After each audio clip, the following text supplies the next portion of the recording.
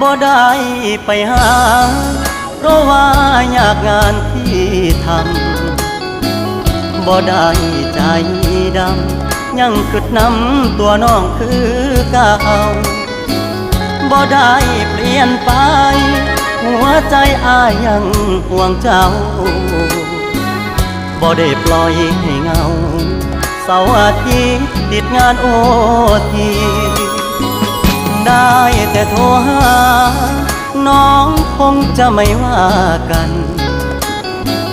บ่เคยเปลี่ยนพัน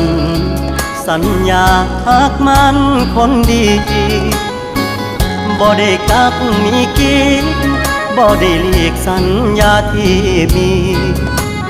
ย้อนงานยุ่งอีหลีคนดีอย่าเครียดอายเด้อ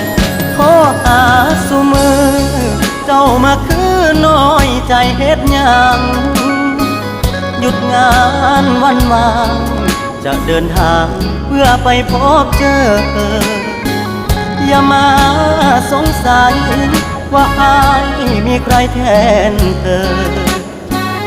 หักมันเสมอบอกเคยเพลอสิคิดนอกใจงานยากอีหลี